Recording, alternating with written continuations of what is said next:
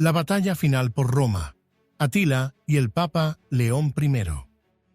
Imaginen por un momento un mundo al borde del colapso, un crisol de civilizaciones donde el estruendo de los cascos resonaba más fuerte que las súplicas.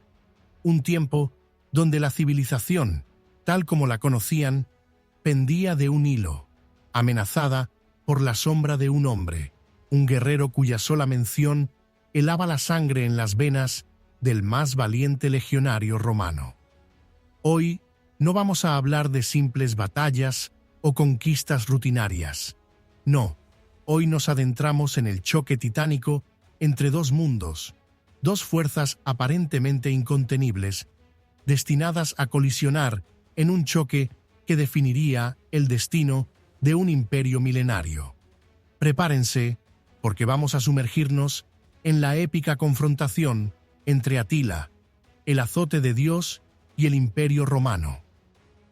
Roma, majestuosa, imponente, extendiéndose como un gigante a través de Europa, África y Asia Menor. Durante siglos, había sido el faro de la civilización, la cúspide del poder, la ley y el orden en un mundo turbulento. Sus legiones, famosas en todo el mundo, habían sofocado rebeliones, conquistado reinos y mantenido la Pax Romana, una era de relativa paz y prosperidad. Pero el siglo V después de Cristo no era el de Julio César o Augusto. El imperio se tambaleaba bajo el peso de la corrupción interna, las invasiones bárbaras en las fronteras y una creciente sensación de vulnerabilidad. El gigante romano, aunque aún poderoso, comenzaba a mostrar fisuras en su armadura. Y desde las vastas estepas de Asia Central surgió una tormenta, una fuerza elemental de la naturaleza vestida de hombre. Atila, líder de los hunos, un pueblo nómada de guerreros ecuestres temidos por su ferocidad y destreza en la batalla, Atila no era un simple jefe tribal. Era un visionario, un estratega implacable y un líder carismático que unificó a las tribus hunas bajo su estandarte, forjando una máquina de guerra sin precedentes. Para Roma, acostumbrada a tratar con invasiones fronterizas y escaramuzas, la amenaza de Atila representaba algo completamente diferente. No eran simples bárbaros buscando botín. Eran una horda en movimiento, un tsunami humano dispuesto a arrasar con todo a su paso. ¿Qué llevó a este choque titánico? ¿Cómo se prepararon estos dos colosos para el enfrentamiento? Para entenderlo, debemos retroceder un poco y observar el contexto de la época. Roma, dividida y debilitada, enfrentaba presiones en múltiples frentes. Las provincias occidentales, ricas y vulnerables, eran un objetivo tentador para los pueblos germánicos, mientras que el imperio oriental, más rico y mejor defendido, se mantenía a duras penas a raya. Fue en este contexto de vulnerabilidad romana donde Atila vio una oportunidad. Su motivación no era simplemente la conquista por la conquista. Atila buscaba recursos, tierras y sobre todo poder. Y Roma, con sus vastas riquezas y su prestigio milenario, era el premio más jugoso que podía imaginar. El primer gran choque entre Atila y Roma no se produjo en la península itálica, sino en la Galia, la actual Francia. En el año 451 después de Cristo, Atila, al mando de una horda multiétnica de hunos y pueblos germánicos vasallos, invadió la Galia. Su objetivo inicial era la ciudad de Aurelianum, la actual Orleans. Imaginen el pánico en las ciudades romanas al oír la noticia del avance de Atila. Legiones enteras habían sido derrotadas por los hunos en el pasado, y el terror que inspiraba su nombre era un arma tan poderosa como cualquier espada o flecha. Sin embargo, Roma no estaba completamente indefensa. Flavio Aecio, el último gran general romano, un hombre astuto y experimentado, comprendió la magnitud de la amenaza. Aecio, A pesar de las intrigas políticas en la corte imperial y la escasez de recursos, logró forjar una alianza improbable. Unió a las debilitadas legiones romanas con los visigodos, un pueblo germánico asentado en el sur de la Galia, tradicionalmente rivales de Roma, pero que ahora veían en Atila una amenaza mayor. Esta alianza romano-visigoda, liderada por Aecio y el rey visigodo Teodorico I, se enfrentó a Atila en los campos cataláunicos, cerca de la actual Chalons en Champagne. La batalla de los campos cataláunicos, librada en el año 451 después de Cristo, fue uno de los enfrentamientos más sangrientos y decisivos de la antigüedad tardía. Fue un choque de titanes, un choque de civilizaciones. Los detalles exactos de la batalla son confusos y disputados por los historiadores, pero lo que sí sabemos es que fue una lucha brutal y encarnizada, una carnicería que duró horas. Ambos bandos sufrieron enormes pérdidas. El propio rey visigodo, Teodorico I, murió en la batalla. ¿Quién ganó realmente en los campos cataláunicos? Técnicamente, la batalla se considera una victoria romana, ya que Atila fue detenido en su avance y obligado a retirarse de la Galia. Sin embargo, fue una victoria pírrica.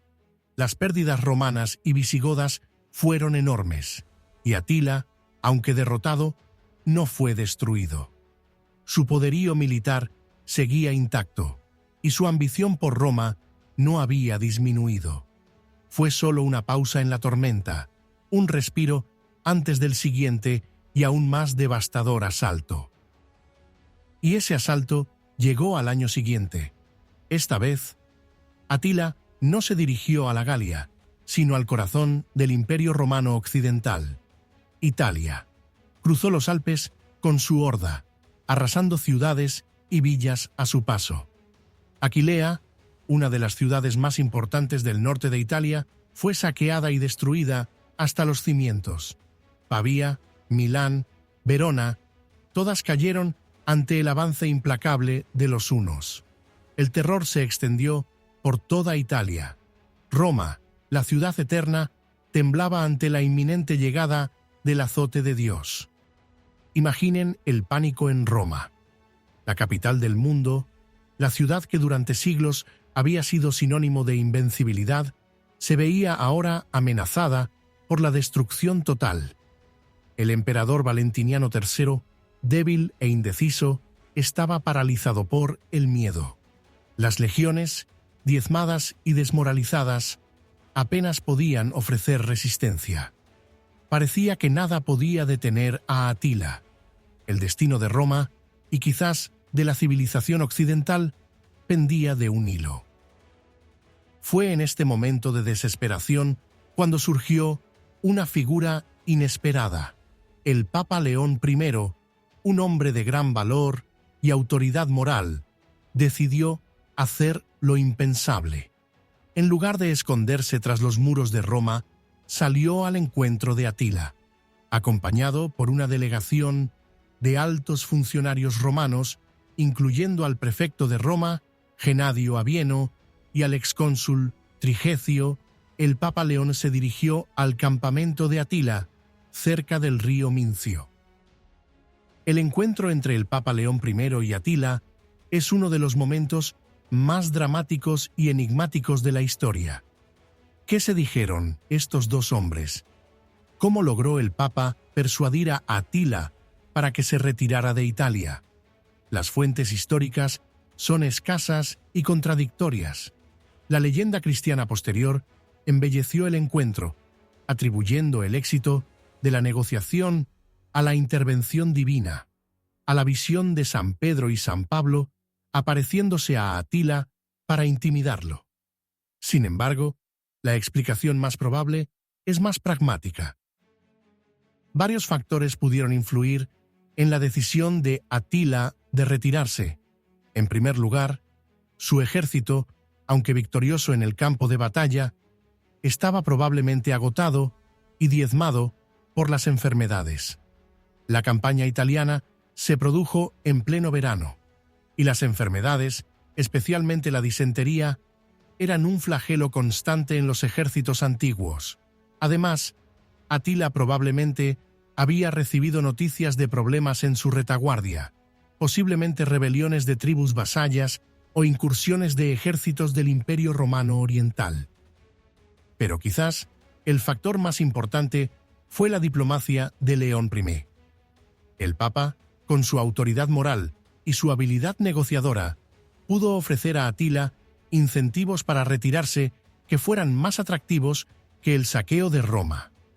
Se especula que León I ofreció a Atila un enorme tributo en oro a cambio de que abandonara Italia. También es posible que el Papa le advirtiera sobre las consecuencias de saquear Roma, no solo en términos de resistencia militar romana, sino también en términos de la opinión pública y la posible reacción del Imperio Romano Oriental. Sea cual sea la combinación de factores, lo cierto es que Atila aceptó negociar con el Papa León I. Tras el encuentro, y para sorpresa y alivio del mundo romano, Atila ordenó a sus tropas retirarse de Italia. Roma se salvó, no por la fuerza de sus legiones, sino por la diplomacia y el coraje de un papa. La retirada de Atila de Italia marcó el punto álgido y el principio del fin de su poderío. Al año siguiente, en 453 después de Cristo, Atila murió en circunstancias misteriosas, supuestamente ahogado en su propia sangre durante su noche de bodas. Con su muerte, el Imperio Huno, construido sobre la fuerza de su personalidad y su liderazgo militar, se desintegró rápidamente. Sus hijos se disputaron el poder, las tribus vasallas se rebelaron, y en pocos años el nombre de los hunos dejó de ser una amenaza para Roma. El enfrentamiento entre Atila y Roma fue mucho más que una simple guerra entre dos potencias. Fue un choque de civilizaciones, un drama épico que puso a prueba los cimientos del mundo antiguo. Roma, aunque debilitada y vulnerable, logró sobrevivir al azote de Atila, demostrando una resiliencia y una capacidad de recuperación asombrosas. La diplomacia, la alianza y quizás un poco de suerte jugaron un papel crucial en su supervivencia. La figura de Atila sigue fascinando e intrigando hasta nuestros días. Fue un destructor, un saqueador, un guerrero implacable, pero también un líder carismático y un estratega brillante. Para algunos, es el epítome del bárbaro salvaje, el azote de la civilización. Para otros, es un genio militar incomprendido, un hombre que desafió al imperio más poderoso de su tiempo y lo puso de rodillas.